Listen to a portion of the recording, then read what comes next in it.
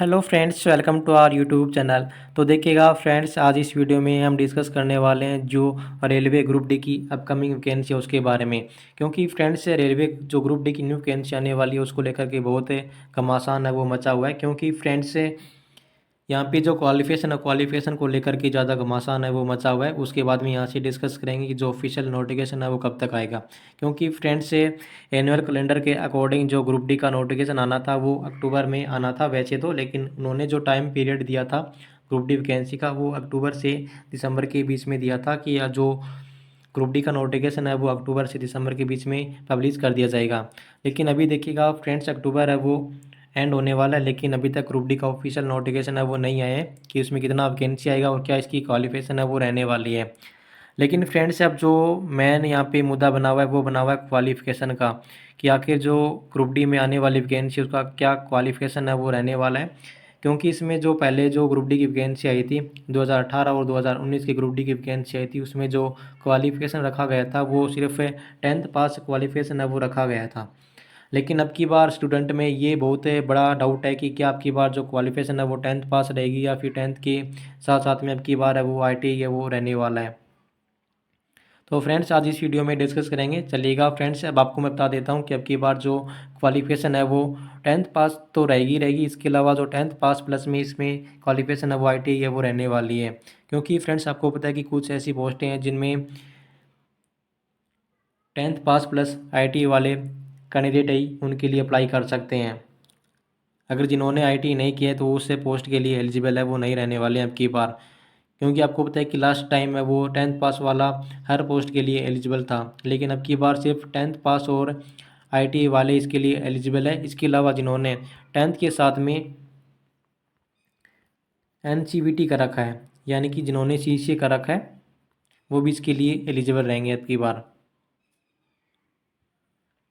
ऐसा नहीं है कि सिर्फ 10th पास ITI और 10th पास NCVT के लिए क्वालिफिकेशन है वो रहने वाला है। नहीं, ऐसी बात नहीं है। इसमें 10th पास के लिए भी पोस्ट है वो रहने वाली है, लेकिन इसके लिए पोस्ट है वो बहुत कम रहेगी।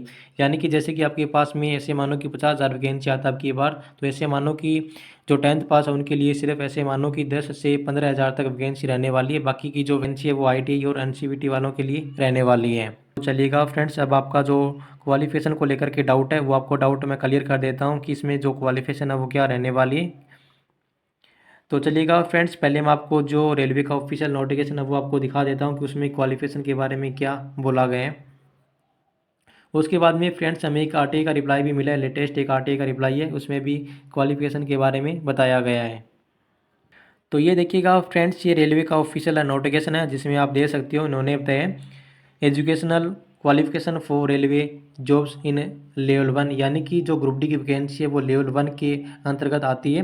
तो उसी के लिए इन्होंने यहाँ पे क्वालिफिकेशन के बारे में बताया। तो देखिए, इन्होंने यहाँ पे बताया कि जो पहले रेलवे ग्रुप डी की वैकेंसी आई थी जो CN नंबर 02/2018 और CN 01/2019 की वैकेंसी आई थी, तो उसके लिए इन्होंने जो क्वालिफिकेशन है वो सिर्फ 10th पास रखा था। इसके बाद में इन्होंने यहाँ पे बताया कि जो भी अपकमिंग वैकेंसी होगी ग्रुप डी की, यानी कि 15 जून 2019 के बाद में जो भी ग्रुप डी की वैकेंसी होगी उसके लिए जो क्वालिफिकेशन है वो यहाँ पे अलग रहने वाला है। जैसे कि इन्होंने यहाँ पे बताया कि जो सिविल की पोस्ट है, इंजीनियरिंग की पोस्ट है, इसके अलावा mechanical, electrical, signal and telecom department की पोस्ट है, उनके लिए जो क्वालिफिकेशन है वो 10th पास प्लस नेशनल अप्रेंटिसशिप सर्टिफिकेट यानी कि NSC, इसके अलावा जिन्होंने 10th पास और ITI कर रखा है इनके लिए वो एलिजिबल है वो रहने वाले। यानी कि इन पोस्टों के लिए जिन्होंने 10th के साथ में NCVT या फिर 10th के साथ में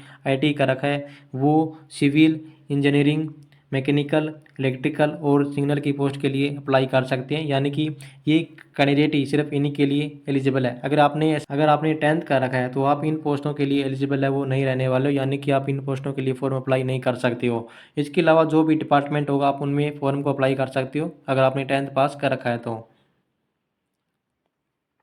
अब चलिएगा फ्रेंड्स, हमें एक लेटेस्ट RTI का रिप्लाई भी मिला है क्वालिफिकेशन को लेकर के, वो भी देख लीजिएगा।